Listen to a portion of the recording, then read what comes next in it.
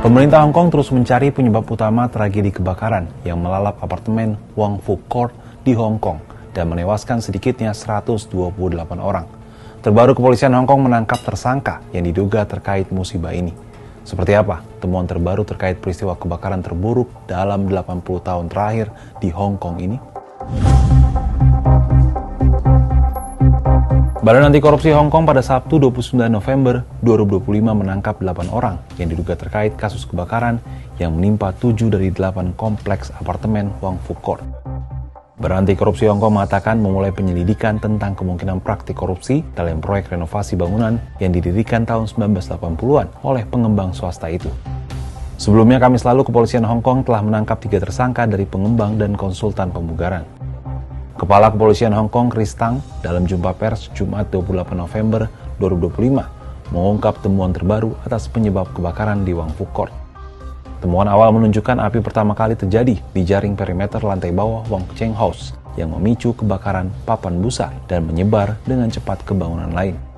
Hal ini menyebabkan kaca pecah, api membesar secara tiba-tiba dan menyebar dalam ruangan. Api kemudian menjalar ke perancah bambu dan menyebar dengan cepat. I think we need time to get all the details. As I said, even some of the disease we cannot be fully identified yet. So I think at appropriate time when we get hold of all the information and we are more than happy to release all the information that public is concerned. There's nothing government is unwilling to release.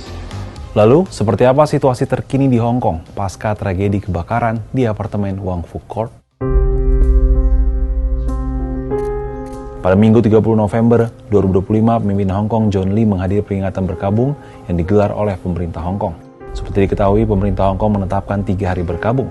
Bendera Cina dan bendera Hong Kong dikibarkan setengah tiang sejak Sabtu pagi.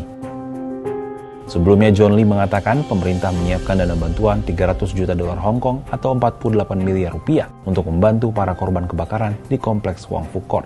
Tak ketinggalan, sejumlah perusahaan besar Cina segera mengumumkan penyaluran sumbangan. Lee menyiapkan satgas untuk menyelidiki tuntas bencana di Tai Po tersebut. Kasus kebakaran itu ditangani peradilan kriminal yang menyelidiki penyebab kematian. Selain itu, pemerintah Cina melalui Kementerian Kedaruratan memberikan perhatian khusus pada proses renovasi gedung pencakar langit dan apartemen. Dewan Negara untuk Komite Keselamatan Kerja mengeluarkan peringatan kepada pemerintah daerah untuk segera meluncurkan pemeriksaan keselamatan bangunan di seluruh Cina. Hong Kong dan Macau adalah wilayah administrasi khusus di Cina. Pemeriksaan keselamatan bangunan mencakup 4 hal penting, yakni penggunaan bahan mudah terbakar dalam insulasi dinding, penggunaan bahan terlarang seperti perancah bambu, kelengkapan pemadam api, dan jalur pelolosan darurat.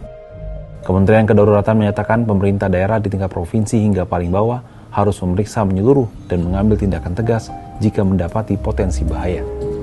Penangkapan 8 orang oleh Badan Anti Korupsi Hong Kong menguatkan dugaan bahwa standar keselamatan mungkin telah digadaikan demi keuntungan proyek renovasi tersebut.